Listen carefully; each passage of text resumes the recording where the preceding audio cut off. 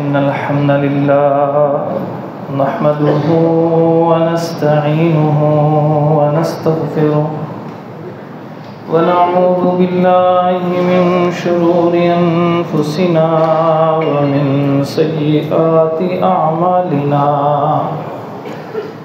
من يهده الله فلا مضل له ومن يضلل فلا هادي له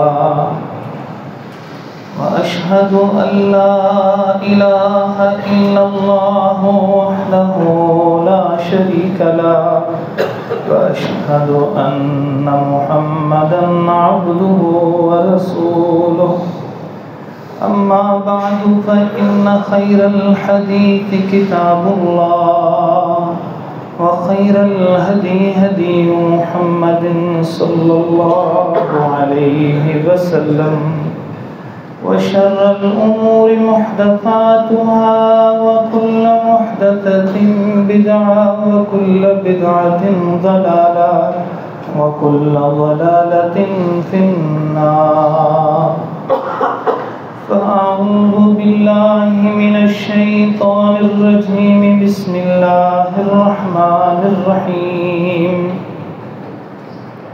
يا أيها الذين آمنوا اتقوا الله حق تقاته ولا تموتن إلا وأنتم مسلمون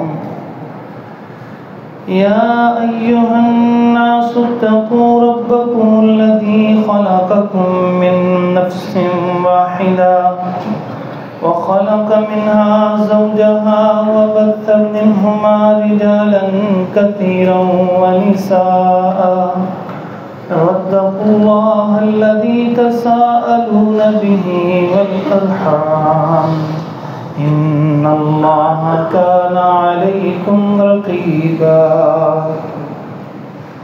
يا أيها الذين آمنوا اتقوا الله وقولوا قولا سديدا يصلح لكم أعمالكم ويغفر لكم ذنوبكم ومن يطع الله ورسوله فقد فاز فوزا عظيما رب اشرح لي صدري رب اشرح لي صدري رب اشرح لي صدري ويسر لي أمري واحلل عقدة من لساني يفقهوا قولي اللهم تقبل منا صالح الأعمال وتجاوز عن سيئات أعمالنا قال تبارك وتعالى في كلامه المجيد وأعوذ بالله من الشيطان الرجيم بسم الله الرحمن الرحيم ومن يتق الله يجعل له مخرجا حضرات محترم انسان تنگی اور پریشانی کا عموماً شکار ہو جاتا ہے. کبھی وہ لوگوں کو پریشان کرنے کی وجہ سے پریشان ہوتا ہے, کسی کی بد دعا کا اس کو اثر ہوتا ہے, کسی وقت اس نے اپنے اللہ کو براہ راست ناراض کیا ہوتا ہے, اس کی وجہ سے انسان پہ پریشانیاں مصیبتیں آفتیں آئی ہوتی ہیں. اور ان آفتوں کا تعلق غربت کے ساتھ نہیں ہے صرف, اور بیماری کے ساتھ ہی نہیں ہے, بلکہ یہ آفتیں مصیبتیں امیر بندے کے اوپر بھی آ سکتی ہیں اور صحت مند بندے کے اوپر بھی آ سکتی ہیں. ان آفتوں مصیبتوں کا تعلق صرف اس بات سے نہیں ہے کہ کسی بندے کے پاس عہدہ رتبہ نہیں ہے, کوئی دنیا کی ڈگری نہیں ہے, بلکہ دنیا کی بہترین ڈگریاں اور بہترین رتبوں پہ پہنچنے والے بندے بھی ڈپریشن کا شکار ہو جاتے ہیں, پریشانی کا شکار ہو جاتے ہیں. ڈاکٹر نے کچھ بھی منع نہیں کیا لیکن اندر مانتا نہیں ہے, کچھ کھانے کو دل نہیں کرتا. سوٹوں کے سوٹ, گھر کے کبڈ کے اندر بھرے پڑے ہیں، جگہ اس میں موجود نہیں ہے کہ نئے سوٹ کہاں اس کے اندر رکھے جائیں گے، پھر بھی اس کا دل نہیں کرتا وہ نیا سوٹ پہننے کو۔ یہ بھی ایک آفت اور مصیبت ہے، اور اس کے دو اسباب، ایک انسانوں کو تنگ کیا، ان کی بد دعاؤں کے سائے کے اندر زندگی بسر کرے گا، سب کچھ ہوتے ہوئے بھی مصیبت کا شکار رہے گا، اور ایک اللہ کو کہیں ناراض کر لیا، اور اس کی وجہ سے پھر اللہ تبارک و تعالیٰ کی طرف سے اس کے اوپر آفتیں اور مصیبتیں آ گئیں۔ اب ان آفتوں اور مصیبتوں سے نکلنے کا کیا طریقہ ہے؟ ان آفتوں اور مصیبتوں سے نکلنے کا سب سے پہلا 3 جو اس کے سٹیپ ہیں، درجات ہیں، اس میں سب سے پہلی چیز یہ ہے کہ انسان کسی حالت کے اندر ہو برائی سے بچنے کی کوشش کرے، اللہ تبارک و تعالیٰ اس کو خرابیوں سے، مشکلات سے باہر نکال دیتے ہیں۔ صحیح بخاری کے اندر ایک حدیث موجود ہے، سیدہ عائشہ رضی اللہ تعالی عنہا کہتی ہیں کہ ایک عورت جس کا خیمہ جو ہے وہ مسجد کے اندر ہی موجود تھا، تو وہ میرے پاس آتی اور میرے سے باتیں کرتی، تو جب بات کرتی تو وہ ایک شعر پڑھتی، وَيَوْمَ الْوِشَاحِ مِنْ أَعَاجِيبِ رَبِّنَا أَلَا إِنَّهُ مِنْ بَلْدَةِ الْكُفْرِ أَنْجَانِ، کہ میں اس دن کہ جو کمر بند کا دن تھا، میں اپنے رب کے عجیب قدرتوں کو میں دیکھتی ہوں کہ جس نے مجھے کفر کے شہر سے نکال کے ایمان کی دولت سے مالا مال کر دیا۔ میں نے اس سے پوچھا کہ یہ کمر بند والا کیا معاملہ ہے آپ کا؟ فرماتی ہیں سیدہ رضی اللہ تعالیٰ عنہ، پھر اس نے مجھے بتایا کہ معاملہ اس طرح ہوا کہ میں عرب کے کسی قبیلے کے اندر باندھی تھی، ایک غلام کی حیثیت سے وہاں رہتی تھی۔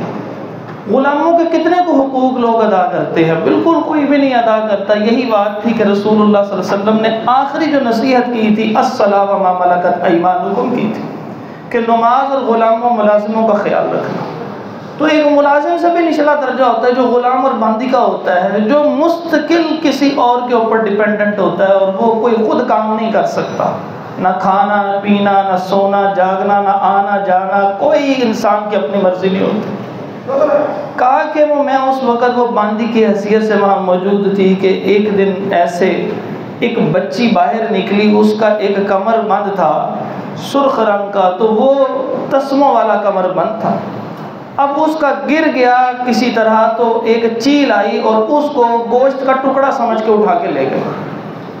اب ان کی نظر میں وہ بڑا قیمتی تھا، اب وہ تلاش کرنے لگے کہ یہ کدھر ہے، آ جا کے اور تو کہیں ملا نہیں، تو انہوں نے میرے پہ الزام لگا دیا کہ آپ نے چوری کی۔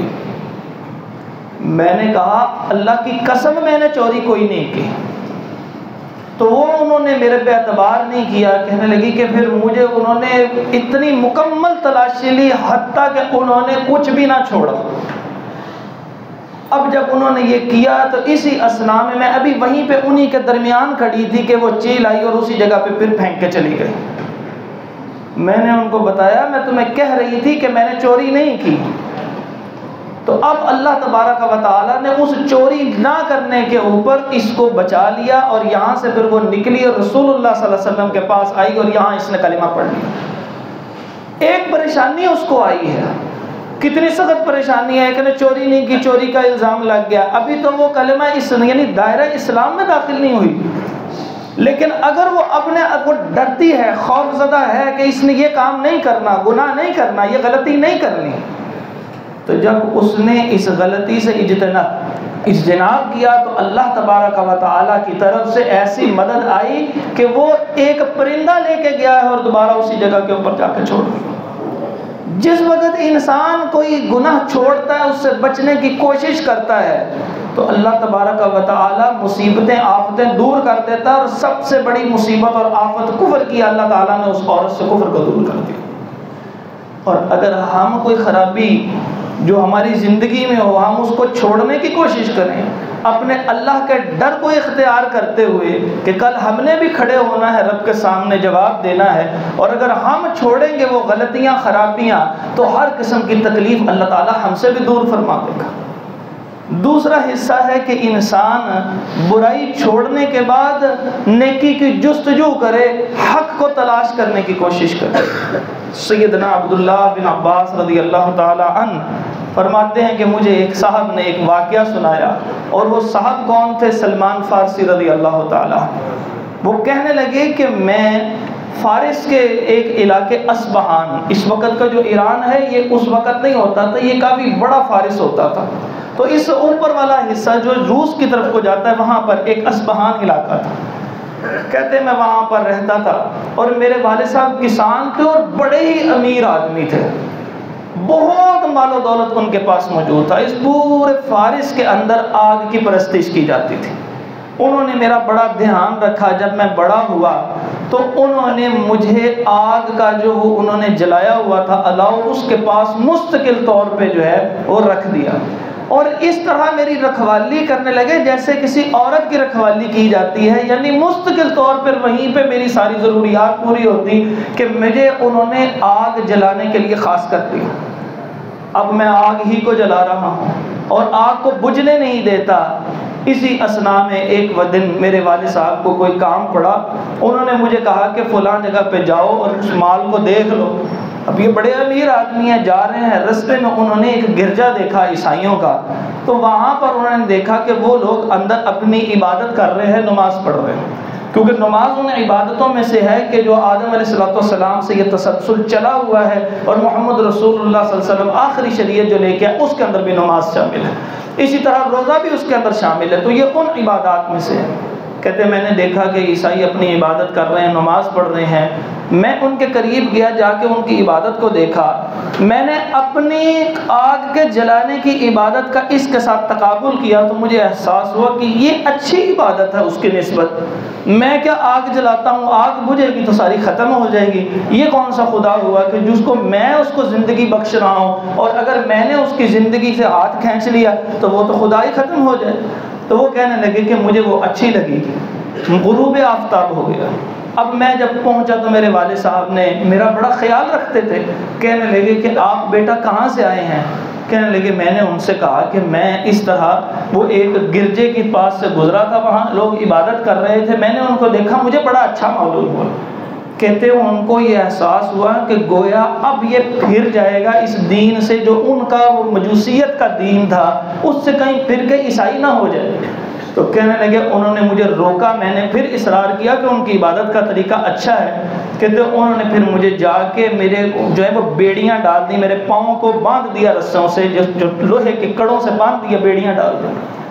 اب مجھے انہوں نے قید کر دیا۔ اب میں نے کسی طرح پیغام ان لوگوں کو بھجوایا کہ یہ مجھے بتاؤ کہ تمہارے سب سے بڑے لوگ کہاں پر ہوتے ہیں، یعنی تمہارا مرکز کہاں ہے؟ جیسے آگ کی عبادت ہوتی ہے ہمارے علاقوں میں، تو یہ ہمارا مرکز ہے پوری دنیا میں، تو تمہارا مرکز کہاں ہے؟ انہوں نے کہا جی ہمارا مرکز شام ہے۔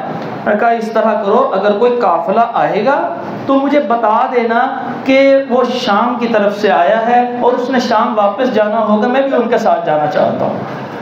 جس وقت وہاں سے ایک تجارتی قافلہ کوئی قافلہ آیا، انہوں نے مجھے بھی پیغام بھجوا دیا۔ میں نے کہا اب جب یہ جانے لگیں گے اب اس وقت مجھے پھر دوبارہ خبردار کر دیں۔ اب کہتے ہیں کہ وہ کچھ دن گزرے، ان کا پیغام آ گیا، انہوں نے کہا کہ یہ جانے لگے ہیں۔ کہتے ہیں میں نے کسی طرح وہ بیڑیوں سے جان چھڑائی اور وہاں سے پھر میں اس قافلے کے اندر شامل ہوا اور قافلے کے اندر چلتا ہوا آگے چلا گیا اور شام پہنچ گیا۔ اتنے امیر باپ کے بیٹے ہیں، وہ پریشانی کا شکار ہیں، اور وہ اس ساری دولت کو جوتے کی نوک پہ رکھتے ہوئے چل پڑے ہیں اس سکون کی تلاش میں کہ جو سکون اللہ نے ہمیں اس وقت عطا کیا ہے جس کی ہم قدر نہیں کر رہے۔ یہ اس سکون کی تلاش میں شام پہنچتے، جا کے کہتے ہیں کہ مجھے اس علاقے کے اندر تمہارا جو سب سے بڑا عبادت کرنے والا ہے، جو تمہارا سب سے بڑا رہنما ہے مذہبی، اس کے پاس لے جاؤ، میں اتنی دور سے اسی کام کے لیے آیا ہوں۔ لوگ ان کو وہ ایک بڑے گرجا میں ایک جا کے لے گئے اور کہا یہ ہمارا سب سے بڑا عبادت کرنے والا اور ہمارا جو ہے وہ راہب ہے۔ کہنے لگے کہ مجھے جب اس نے یہ کہا میں اس کے پاس گیا اور جا کے کہا کہ جناب میں آپ کے پاس رہنا چاہتا ہوں کیونکہ میں آیا ہی اس مقصد کے لیے ہوں، میں سیکھنا چاہتا ہوں آپ کے دین کو، مجھے اچھا لگتا ہے یہ دین۔ تو اس نے کہا ٹھیک ہے آپ رہو۔ اب کہنے لگے کہ وہ میں نے اصرار کیا، اس نے مجھے اپنے پاس رکھ لیا، وقت گزرتا گیا، لوگ اس کی بڑی قدر کرتے تھے، بڑا لا کے سونے اور چاندی کے سکے ڈھیر درہم و دینار اس کو دیا کرتے تھے، زیورات دیا کرتے تھے کہ اب یہ تم لوگوں کے اندر صدقہ خیرات کر دیا کرو۔ اب وہ لوگوں کے سامنے بڑا نیک اور پارسا بنتا تھا، لیکن یہ جو سونا ہوتا ہے، چاندی ہوتی ہے، مال ہوتا ہے، یہ اتنا بڑا فتنہ ہے کہ وہ اس کا شکار ہو گیا۔ وہ لوگوں سے مال لیتا اور لوگوں کو بتاتا میں نے تقسیم کر دیا ہے، لیکن وہ اس کو اپنے گھر میں اس نے بڑے بڑے مٹکے دیگچے رکھے ہوئے تھے، دیگے اس کے اندر ڈالنا شروع کر دیا، ڈالتا رہا۔ جس وقت اس کی موت کا وقت قریب آیا تو میں نے اس کو دیکھا، میں نے کہا یہ تو کیا کام کر رہا ہے، میرے اوپر یہ چیز ظاہر ہو گئی۔ آخر کار وہ برا بھلا کہتا رہا اور وہ اس دنیا سے رخصت ہو گیا۔ جب وہ فوت ہو گیا میں نے اس لوگوں کو بتایا، میں نے کہا یہ بندہ بہت برا تھا جس کو تم بڑا اچھا سمجھتے ہو، یہ دیکھو اس نے اتنے مٹکے چھپائے۔ انہوں نے کہا دکھاؤ کدھر ہے؟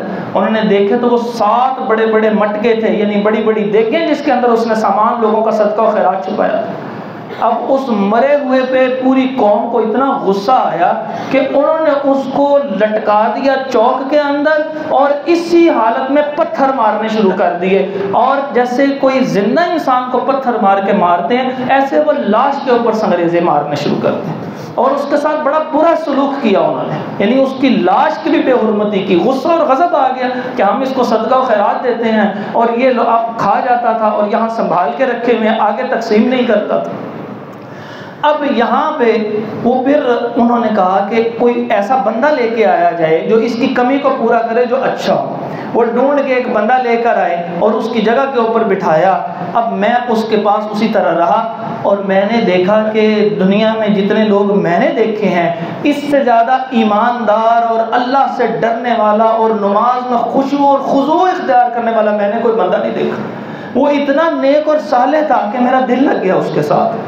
آخر کار اس کی موت کا وقت قریب آیا، میں نے اس سے کہا کہ تم مجھے کوئی بندہ بتا دو کہ جو اب میں وہاں پر چلا جاؤں، کہ تم تو دنیا سے رخصت ہو رہے ہو، کوئی اچھا اور نیک صالح بتاؤ جو تمہارا خلیفہ اور تمہارا جانشین ہو، ایسی ہی عبادت کرنے والا ہو۔ تو اس نے مجھے کہا کہ میرے علم میں تو کوئی ایسا نہیں ہے، بس یہاں سے پھر تمہیں موصل جانا پڑے گا، تو وہاں پہ وہ ایک بندہ ہوگا اس کے پاس چلے جاؤ۔ کہتے ہیں یہاں سے وہ فوت ہوا، میں یہاں سے نکلا اور موصل گیا اور وہاں جا کے اس کے پاس رہا اور اس کو کہا کہ مجھے فلاں بندے نے بھیجا ہے تمہارا کہہ کے، میں تمہارے پاس اس طرح رہنا چاہتا ہوں۔ اس نے کہا رہ لو۔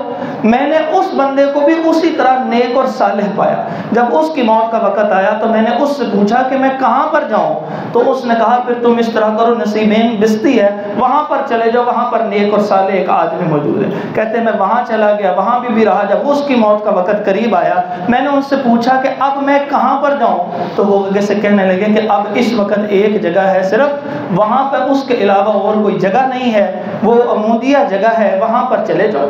کہتے ہیں میں وہاں پہ تلاش کرتا کرتا اس جگہ پہ پہنچ گیا، وہاں پہ بھی اسی طرح کا نیک اور صالح، بلکہ سب سے بڑھ کے وہ مجھے اللہ سے ڈرنے والا لگا۔ کہتے ہیں وقت گزرتا گیا، اب اس کی موت کا وقت جب قریب آیا تو میں نے اس سے پوچھا اب مجھے کوئی بندہ بتاؤ۔ اس نے کہا اب میرے علم میں تو اس وقت کوئی ایسا نہیں ہے کہ جو اس طرح کا کوئی نیک اور صالح جو واقعی حضرت عیسیٰ علیہ السلام کی سچی تعلیمات کو لے کے آگے چلنے والا۔ تو کہنے لگے کہ اب بہرحال اتنا ضرور ہے کہ آخری نبی کے آنے کی علامات نظر آ رہی ہیں۔ میں نے پوچھا کہ وہ کہاں پر آئیں گے، تو کہنے لگے کہ وہ آخری نبی جو ہیں وہ عرب کے علاقے میں آئیں گے، آپ وہاں چلے جاؤ، وہاں سے وہ ہجرت کر کے کھجوروں کے علاقے میں چلے جائیں گے، تو کھجوروں کے علاقے کے اندر دیکھ لینا کس جگہ پہ وہ موجود ہوں۔ میں نے کہا ان کی کوئی نشانی بتا دو۔ انہوں نے مجھے 3 نشانیاں بتائیں۔ کہنے لگے کہ وہ صدقہ قبول نہیں کریں گے، تحفہ قبول کر لیں گے، اور تیسرا یہ کہ ان کے پشت کے اوپر گردن کے پیچھے ایک ابھار ہوگا کہ جس کو مہر نبوت کہا جاتا ہے۔ تو یہ وہ ان کی علامات ہوں گی۔ کہتے ہیں میں اس کے پاس ہی رہا تھا اور میں نے وہاں پہ کچھ کام کر کے کچھ پیسے کافی جوڑ لیے تھے اور میرے پاس کچھ سامان اور بکریاں وغیرہ بھی، مویشی بھی آ گئے، لیکن مجھے جستجو تھی، حق کی تلاش تھی۔ میں یہاں سے نکلا، میں نے اپنا وہ سامان ساتھ لیا اور ایک قافلہ جو تھا وہ اس سے، میں نے بنو کلب کا ایک قافلہ عرب سے آیا تھا، میں نے کہا کہ مجھے وہاں پر لے جاؤ۔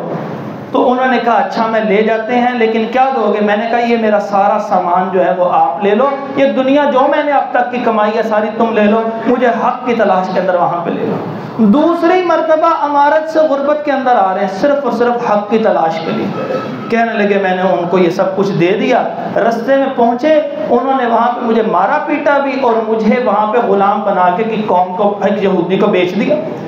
کہتے ہیں میں بڑا حیران ہوا کہ انہوں نے مجھے یہودی کو بیچ دیا ہے، میں تو حق کی تلاش میں سب کچھ ان کو قربان کیا ہوا تھا۔ اسی اثنا میں اس یہودی کے پاس اس کا ایک چچا زاد آیا اور اس نے مجھے اس سے خریدا اور لے گیا اپنے علاقے میں۔ جب وہ علاقے میں آیا تو وہ کھجوروں کی بستی تھی جہاں رسول اللہ صلی اللہ علیہ وسلم نے آنا تھا۔ اللہ تبارک و تعالیٰ نے کہاں سے چلایا، کتنے سال گزرے، تقریباً ان کی عمر 200 سال ہوئی ہے، اور اتنی عمر اللہ تبارک و تعالیٰ سے دعا کرتے یا اللہ مجھے اس آخری نبی تک پہنچا دینا، یا اللہ مجھے وہاں تک پہنچا دینا جو جستجو کرتا ہے، والذین جاہدوا فینا لنہدینہم سبلنا۔ کہتے ہیں میں وہاں پر آ گیا، میں نے کھجوریں دیکھ، میں نے یہ سارا علاقہ دیکھا، مجھے احساس ہوا، لیکن اب وہاں پر کوئی ان نبی کے آثار نہیں تھے۔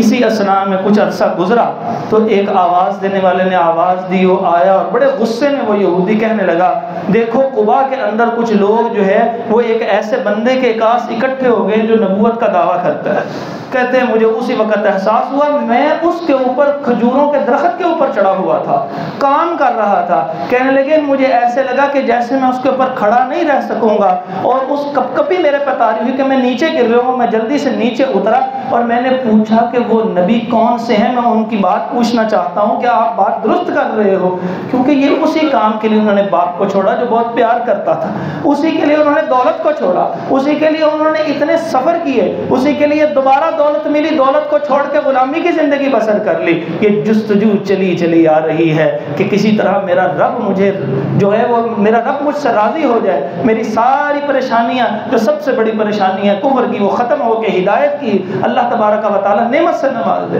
کہتے ہیں میں کپ کپی طاری ہے، میں اس سے پوچھ رہا ہوں، اس نے مجھے مارنا شروع کر دیا۔ تو نے کہا تمہیں کس بات کی فکر ہے، تم اپنا کام کرو۔ کہتے ہیں میں اپنا کام کرنے لگ پڑا، کچھ دن گزرے، میں نے کچھ مال اکٹھا کیا ہوا تھا، وہ میں مال پکڑا اور میں اس جگہ پہ پہنچ گیا جہاں رسول اللہ صلی اللہ علیہ وسلم موجود تھے۔ اب میں نے جا کے پہلی وہ جو 3 باتیں مجھے اس نے بتائی تھیں اس راہب نے کہ 3 اور نشانیاں ہیں، ایک یہ کہ وہ صدقہ قبول نہیں کریں گے۔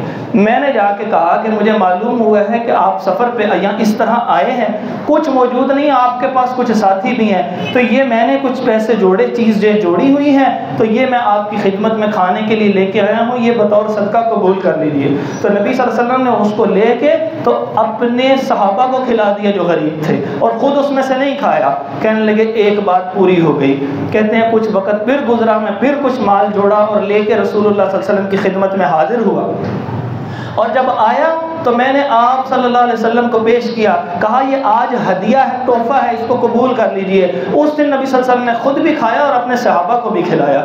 کہنے لگے اب وقت گزر گیا، 2 علامتیں پوری ہو چکی تھی، تیسری علامت دیکھنی تھی، اب میں کیسے دیکھتا؟ کہتے ہیں میں ایک دن نکلا، دیکھا کہ رسول اللہ صلی اللہ علیہ وسلم جنت البقیع جس کو ہم کہتے ہیں، اس کو بقیع الغرقد کہتے ہیں عربی کے اندر، کہتے ہیں وہاں رسول اللہ صلی اللہ علیہ وسلم موجود تھے۔ میں وہاں پر پہنچا، میں نے دیکھا نبی صلی اللہ علیہ وسلم نے 2 چادریں اوڑھی ہوئی ہیں۔ کہنے لگے میں نبی علیہ السلام کے کبھی ادھر جاؤں کبھی پیچھے کو آؤں کہ میں دیکھ رہا ہوں کہ کسی نہ کسی طرح اگر چادر نیچے ہو تو میں وہ دیکھ لوں مہر نبوت کو، اور مہر نبوت دیکھ کے مجھے پورا یقین ہو جائے۔ رسول اللہ صلی اللہ علیہ وسلم بھاگ گئے، کہنے لگے ادھر آؤ، یہ دیکھو، یہی دیکھنا چاہتے تھے۔ کہتے ہیں جب میں نے دیکھا تو ایسا بے قرار ہوا کہ وہاں پہ چومنا شروع کر دیا، بوسہ دینا شروع کر دیا۔ نبی صلی اللہ علیہ وسلم نے مجھے روک دیا کہ اب بس۔ تو نبی صلی اللہ علیہ وسلم نے پھر وہ کلمہ پڑھا انہوں نے نبی صلی اللہ علیہ وسلم سے، تو اس کے بعد وہ دائرہ اسلام میں داخل ہو گئے۔ کہنے لگے کہ میں اس طرح غلام ہوں۔ کہتے میں نے پھر وہ اپنی ساری یہ بات سنائی، رسول اللہ صلی اللہ علیہ وسلم کو یہ اچھی بات لگی، انہوں نے اپنے صحابہ کو بلایا، کہا ان کی بات سنو۔ میں نے پھر صحابہ کو بھی یہ بات سنائی۔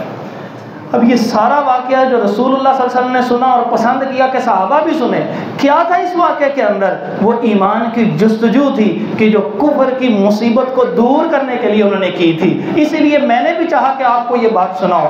بات ابھی مکمل نہیں ہوئی، وہ غلام تھے، نبی صلی اللہ علیہ وسلم نے فرمایا اے سلمان آپ اس طرح کیجئے، اپنے مالک سے مکاتبت کر لیجئے، یعنی کچھ طے کر لیجئے کہ یہ آپ دے دیں، اس کی خدمت کے علاوہ کہیں سے لا کے تو وہ آپ کو آزاد کر دے۔ میں اپنے مالک کے پاس چلا گیا، میں نے کہا تم مجھ سے مکاتبت کر لو۔ اس نے ایک بڑی شرط رکھ دی، اس نے کہا 40 اوقیہ سونا، ڈھیر سارا سونا، اتنے وزن کا سونا جو ہے وہ مجھے دے دو، اور اس کے ساتھ ساتھ 300 کھجوروں کا باغ آپ نے مجھے دینا۔ جب یہ شرط طے ہو گئی، میں رسول اللہ صلی اللہ علیہ وسلم کے پاس آیا، نبی علیہ السلام نے فرمایا اپنے بھائی کی مدد کرو۔ کسی نے 20، کسی نے 15، کسی نے کچھ، وہ کھجوروں کے ابتدائی پودے لا کے مجھے دیے۔ جب وہ 300 پورے ہو گئے، رسول اللہ صلی اللہ علیہ وسلم نے فرمایا جاؤ سلمان فارسی، وہاں پر جاؤ اور ایک جگہ پہ اور وہاں پر کھدائی کرنی شروع کرو، اور جب وہ 300 گڑھے کھود لو گے پھر تم نے نہیں، پھر مجھے آواز دینی ہے، میں خود آ کے ان کو زمین کے اندر جو بو دوں گا۔ اب وہ کہتے ہیں میں گیا اور میرے ساتھ کچھ معاون گئے، سب نے مل کے وہ 300 گڑھے کھودے۔ میں رسول اللہ صلی اللہ علیہ وسلم کے پاس آیا، میں نے آ کے کہا رسول اللہ صلی اللہ علیہ وسلم سے کہ یہ کھود چکے ہیں۔ وہ 300 پودے لے جائے گئے، نبی صلی اللہ علیہ وسلم ایک ایک پودا رسول اللہ صلی اللہ علیہ وسلم نے اپنے ہاتھ سے لگایا۔ آج بھی وہاں پہ مدینے کے اندر وہ سلمان فارسی رضی اللہ عنہ کا باغ موجود ہے، آج بھی اسی طرح موجود ہے۔ یہ نشانی ہے، یہ علامات ہیں کہ رسول اللہ صلی اللہ علیہ وسلم کی جو چیزیں تھیں وہ اللہ رب العزت نے باقی رکھی ہیں۔ اور اس بات کی بھی علامت تھی کہ جو بندہ بھی وہ کوشش کرے گا اللہ کے راستے کے لیے، اللہ تبارک و تعالیٰ اس سے مصیبتوں کو دور کر دیں گے۔ اور سب سے بڑی مصیبت کون سی دور ہوتی ہے؟ وہ انسان کے کفر کی مصیبت اس سے دور ہوتی ہے، اور سب سے بڑی نعمت اس کو عطا ہوتی ہے، سب سے بڑی نعمت ایمان کی دولت ہے جو اللہ اسے عطا فرما دیتا ہے۔ کہنے لگے میں نے کہا بھی وہ باقی ہے، وہ 40 اوقیہ سونا اتنا سارا۔ اب نبی صلی اللہ علیہ وسلم نے انتظار کیا، ایک غزوے سے واپسی کے اوپر، ایک غزوے سے وہ مال غنیمت میں ایک مرغی کے انڈے برابر ایک سونے کی ڈلی آ گئی۔ نبی صلی اللہ علیہ وسلم نے فرمایا وہ فارسی کدھر ہے؟ مجھے بلایا گیا، کہنے لگے یہ لے لو اور جا کے اس کو دے دو۔ میں نے کہا یہ تو اتنا تھوڑا سا ہے، 40 اوقیہ سونا تو بہت زیادہ ہوتا ہے۔ تو آپ صلی اللہ علیہ وسلم نے فرمایا جا کے دو تو صحیح۔ اللہ تعالیٰ نے اس کا وزن ایسا بڑھا دیا، کہنے لگے میں نے اس کو 40 اوقیہ سونا بھی اس میں سے دے دیا تول کے، پھر بھی وہ باقی بچ گیا۔ اس طرح اللہ تبارک و تعالیٰ نوازتے ہیں۔ جب اللہ کی طرف رجوع کریں گے پھر اللہ تبارک و تعالیٰ انسان کو اس بند گلی سے نکال دیں گے۔ وَمَن يَتَّقِ اللَّهَ يَجْعَل لَّهُ مَخْرَجًا، جو اللہ سے ڈرے گا اللہ تبارک و تعالیٰ اس کے لیے نکلنے کے لیے راستے پیدا فرما دے گا۔ لیکن اگر کوئی بندہ اللہ سے نہیں ڈرتا پھر اللہ تبارک و تعالیٰ اس کو اس کے حال پہ چھوڑ دیتے ہیں، اور پھر وہ اسی گرداب میں پھنسا رہتا ہے، کیونکہ وہ خود نکلنے کی کوشش کرتا ہے، اللہ رسول کے بتائے ہوئے طریقوں کے اوپر نہیں آنے کی کوشش کرتا۔ آج پوری کی پوری قوم اللہ سے ڈرنے کا دعویٰ تو کرتی ہے، مگر نہ ان کے سفر، نہ ان کے حضر، نہ ان کی جلوت، نہ ان کی تنہائیاں خلوتیں، نہ ان کے کوئی خوشی، نہ ان کی غمی، کوئی ایک بھی ایسی چیز نہیں ہے کہ جو اللہ کے سامنے وہ غار والوں کی طرح پیش کر کے کہ اے اللہ یہ تیری رضا کے لیے تیرے دین پہ عمل کیا تھا تو آج ہم پہ رحم فرما دے۔ کوئی چیز نہیں ہے۔ ہم سنتے ہیں، خطبہ سنتے ہیں، ہم درس سنتے ہیں، آج دیکھیے ساری مسجدیں بھری ہوں گی، پوری کی پوری مسجدیں مکمل بھری ہوں گی۔ یہ مسجد تو الحمدللہ اللہ تعالیٰ آپ لوگوں کو جزائے خیر عطا فرمائے، اذان سے پہلے تقریباً بھر جاتی ہے، لیکن اس وقت تمام مساجد اذان کے قریب بھرنی شروع ہو گئی، جن کے اندر ایک ایک 1.5 صف ہوتی تھی۔ کیا آج ہم تحیہ کر کے نکل رہے ہیں؟ نہیں، خطبہ سنتے ہیں، کانوں کی لذت لیتے ہیں، 2-4 واہ کے جملے کہتے ہیں، پھر اسی طرح جب خوشی آتی ہے نافرمانی کرتے ہیں، غمی آتی ہے نافرمانی کرتے ہیں، تنہائی میں جاتے ہیں پھر نافرمانی کرتے ہیں، جب دوستوں میں بیٹھتے ہیں غیبتیں کر کے نافرمانی کرتے ہیں، جھوٹ بولتے ہیں، کاروبار میں واپس جاتے ہیں، پھر اسی طرح اللہ تبارک و تعالیٰ کو ناراض کرنا۔ پھر مصیبتیں کہاں سے دور ہوں گی؟ مصیبتیں تو ان لوگوں کی دور ہوتی تھیں، قربانیاں تو ان کی قبول ہوتی تھیں کہ جن کے اندر تقویٰ موجود ہوتا تھا۔ وہ آدم علیہ السلام کے 2 بیٹوں کا تذکرہ اللہ نے ایسے تو بے مقصد نہیں کیا تھا کہ ایک نے اپنی بہترین چیز اللہ کے راستے میں پیش کی، ایک نے اپنی ردی چیز پیش کی، تو ردی چیز کو تو اللہ نے قبول نہیں کیا، بہترین چیز کو قبول کیا۔ اس کے اوپر تبصرہ کیا کیا تھا وہ جس کی قبول ہوئی تھی؟ وہ کہنے لگا انما یتقبل اللہ من المتقین، اللہ تعالیٰ تقوی اختیار کرنے والوں سے قبول کرتا ہے۔ اور جو لوگوں کو دکھلاوے کے لیے یہ ردی چیزیں دیتے ہیں، جو اللہ تعالیٰ کو منانے کی کوشش نہیں کرتے، وہ انہی مصیبتوں کے اندر گھرے رہتے ہیں۔ جس طرح سب سے بڑی مصیبت کفر تھی، اسی طرح اس کے بعد کی بڑی مصیبت یہ ہے کہ انسان اللہ کے راستے میں دے بھی اور رب کی طرف سے اس کو لوٹا دیا جائے۔ جب تقویٰ نہیں ہوگا، جب اللہ کا ڈر اور خوف نہیں ہوگا، تو نہ تو کفر کی مصیبت ختم ہو کے ایمان کی نعمت نصیب ہوگی، اور نہ ہی اللہ تعالیٰ کی طرف سے مال دیا ہوا، اعمال کیے ہوئے قبول ہوں گے۔ جن میں ریاکاری ہوتی ہے، جن میں ردی چیزیں دی جاتی ہیں، وہ قبول نہیں کی جاتی ہیں۔ جب وہ قبول ہی نہیں کی گئی تو اللہ تعالیٰ کی طرف سے نعمت بھی عطا نہیں ہوتی اس کے بدلے میں۔ اللہ تبارک و تعالیٰ ہمیں کوئی اپنے رستے کے اندر ڈرنے اور اپنے رستے میں اچھے کام کرنے کی توفیق عطا فرمائے۔ نبی مکرم صلی اللہ علیہ وسلم نے ارشاد فرمایا، سبعۃ یظلھم اللہ فی ظلہ یوم لا ظل الا ظلہ، 7 وہ لوگ ہیں کہ جنہیں قیامت کے دن جب کوئی سایہ نہیں ہوگا، رب تعالیٰ اپنے عرش کا سایہ نصیب فرمائیں گے۔ فرمایا ایک وہ بندہ ہوگا جو اللہ سے ڈرنے کا اس کا عالم یہ ہوگا کہ رجل طلبتہ امرأة ذات منصب و جمال فقال انی اخاف اللہ، کہ جس کو کوئی بڑی عہدے والی، بڑے نسب حسب والی، بڑی خوبصورت عورت گناہ کی دعوت دے تو وہ آگے سے صرف ایک جملہ کہے گا، انی اخاف اللہ، میں اللہ سے ڈر گیا ہوں۔ یہ کس نے کر کے دکھایا تھا؟ یہ جناب یوسف علیہ السلام نے کر کے دکھایا تھا، کہ جو وہاں پر تنہائی میں ہیں، کوئی ان کو دیکھنے والا نہیں ہے، وہ عورت بھی بلا رہی ہے، ہائی تلک، آ جاؤ میری طرف، لیکن اس وقت ان کو معلوم تھا کہ میرے اللہ کے پاس انہ ربی احسن مثوائی، میرے اللہ کے پاس اچھا ٹھکانہ ہے، یہ گناہ کی زندگی نہیں جینی۔ وہ آگے سے بھاگتے ہیں، کس کے خوف سے بھاگتے ہیں؟ اللہ تبارک و تعالیٰ کے سامنے کھڑے ہو کے جواب دینے کے خوف سے بھاگتے ہیں۔ وہ نکلتے ہیں آگے، وہ عورت ایسی جذبات میں مغلوب تھی، ایسے پکڑتی ہے، کھینچتی ہے، پیچھے سے قمیض پھٹ جاتی ہے۔ جب دروازہ کھلتا ہے تو عورت مکر کرتے ہوئے کہتی ہے کہ یہ دیکھو، یہ آپ کے سربراہ، آپ کے بڑے کے بیوی کے ساتھ کیا کرنے لگا تھا۔